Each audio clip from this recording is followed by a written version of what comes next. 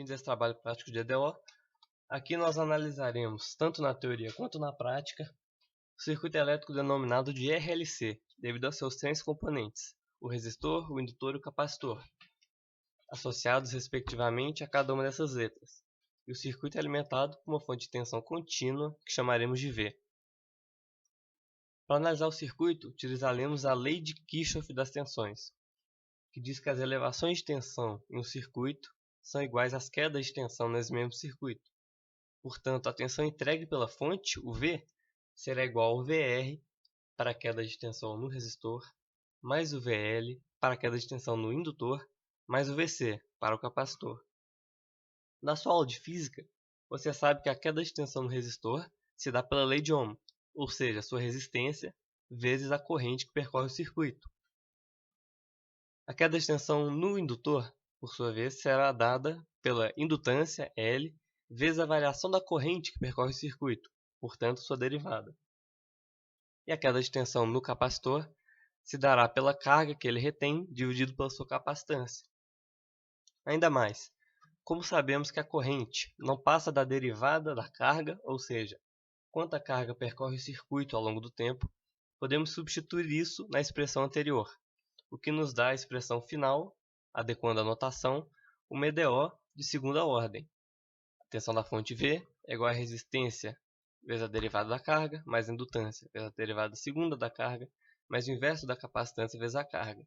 E rearranjando os termos para podermos montar o problema de valor inicial, o PVI, nós temos a expressão final. Bom, cada uma das constantes que representam os componentes utilizados no circuito se darão a partir da disponibilidade dos componentes no laboratório. Então, o resistor será de 100 ohms, o indutor de 0,2 Henry, o capacitor de 10 microfarad, ou seja, 10 vezes 10 a menos 6, e a tensão da fonte de 5 volts.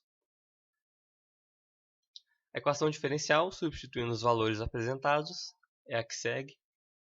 E como sabemos que o circuito será ligado num tempo igual a zero, é importante saber quais serão os valores iniciais. A carga no circuito será zero, assim como a sua corrente, já que o circuito estará desligado previamente e o capacitor descarregado. A partir daí, nós temos o PVI, problema de valor inicial, montado, com a EDO a ser resolvida, com seus valores iniciais. Esse é o circuito RLC que vamos fazer na prática de EDO, onde vemos a fonte, o resistor, o indutor e o capacitor.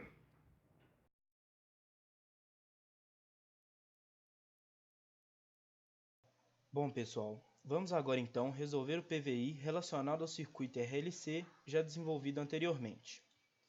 Esse é o PVI característico do nosso circuito RLC. E como podemos perceber, a carga inicial no capacitor é zero e a corrente inicial no circuito RLC também é zero. Existem dois métodos que poderíamos utilizar para resolver esse sistema. Um deles é a transformada de Laplace, que segue o seguinte esquema. Aplicamos a transformada em uma EDO, transformando-a em uma equação linear. Em seguida, solucionamos a equação. Logo após, utilizamos a inversa de Laplace para chegarmos à solução da equação diferencial. Outro método também utilizado é o método dos coeficientes a determinar, que consiste em encontrarmos uma solução para a parte homogênea da EDO e uma solução particular para ela. Em seguida, somamos as duas soluções, obtendo assim a solução da nossa equação diferencial. O método que utilizaremos para resolver esse PVI será o método dos coeficientes a determinar. Inicialmente, buscamos a solução homogênea para a EDO. Para encontrarmos essa solução, relacionamos a EDO a uma equação de segundo grau. Nesse caso, nossa equação possui duas raízes complexas e distintas. Visto isso, podemos propor um candidato à solução da parte homogênea da nossa EDO, que é QH em função do tempo. O coeficiente A refere-se à parte real das raízes encontradas na solução da equação do segundo grau. Já o coeficiente B refere-se à parte imaginária das raízes. Com isso, obtemos a solução homogênea QH em função de t. Agora vamos calcular a solução particular da equação diferencial. Como a parte do lado direito da nossa EDO é um termo constante, podemos dizer que um candidato à solução da nossa EDO é uma constante. Nesse caso, chamaremos essa constante de A0. Com isso, podemos definir sua derivada de primeira e segunda ordem. Ambas são iguais a zero.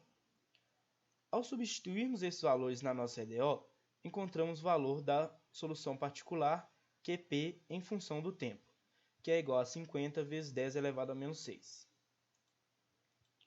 Para obtermos a solução geral da EDO, somamos as duas soluções encontradas e, em seguida, calculamos a derivada da função q de t para que possamos, através das condições iniciais, encontrar os valores da constante 1 e da constante 2.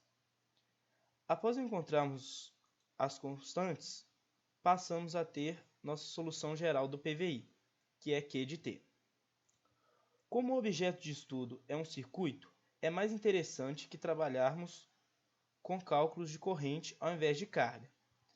Devido a isso, iremos transformar a nossa equação Q de t na equação I de t, usando a definição de corrente. Aplicando a derivada na função Q de t, obtemos a equação da corrente em função do tempo no circuito RLC. Um ponto interessante a ser mostrado é que o gráfico da corrente em função do tempo, visto que essa forma de onda servirá como base para os experimentos práticos. Utilizando o circuito da prática voltada, circuito RLC, nós temos aqui a fonte, o osciloscópio, o capacitor de 10 microfarads, o indutor e o resistor de 100 ohms.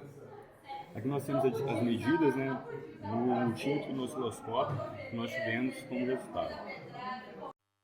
Bom, aqui nós temos a forma de onda da tensão sobre o resistor, a mesma forma de onda da corrente no circuito. Aqui nós temos alguns valores que a gente consegue medir. Por exemplo, em 2 milissegundos nós temos 3,47 volts.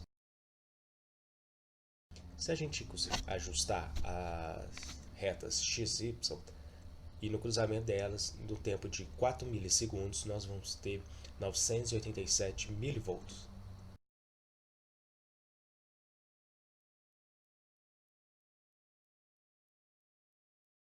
E se ajustarmos mais para 6 milissegundos,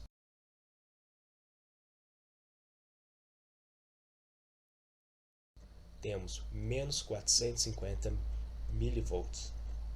No tempo de 8 milissegundos, nós temos menos 375 milivolts. E finalmente, no tempo de 10 milissegundos, nós temos menos 112 milivolts.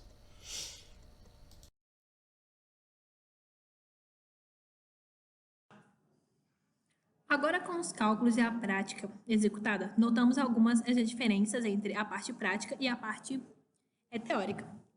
É possível vermos isso já nas tabelas abaixo, onde para a mesma variação de tempo é medido em milissegundos, temos valores já de tensão diferente. Primeiramente, devemos levar em conta os valores dos componentes presentes já no circuito prático, pois os componentes sofrem variações devido à temperatura, à umidade e devido às suas características físicas. Isso já não ocorre no processo teórico, pois os valores utilizados são os valores nominais de cada componente. Ou seja, nos cálculos não são levadas em conta as variações sofridas já no circuito como um todo. Além disso, outro motivo que justifica a diferença entre os valores calculados e medidos de corrente no circuito é o fato da bobina do indutor possuir um valor de resistência ôhmica que provoca uma queda de tensão e dissipação de energia do circuito, que não foi considerado nos cálculos por ser um circuito ideal. Aqui nós temos a representação de um indutor ideal, onde sua resistência ôhmica é igual a zero e sua indutância é o valor de 0,2 Henry, que é o que foi utilizado nos nossos experimentos. Aqui temos a representação de nosso indutor real, onde seus fios contêm um certo valor de resistência ôhmica maior que zero e sua indutância é de 0,2 Henry. Dessa forma, comparando a curva obtida através dos cálculos e a curva obtida através das medições, percebemos o maior amortecimento na curva referente aos dados medidos, pois a resistência ôhmica do indutor aumenta a resistência equivalente do circuito e provoca uma maior dissipação de energia. Outro fator que influencia na relação dos resultados é o instrumento de medição.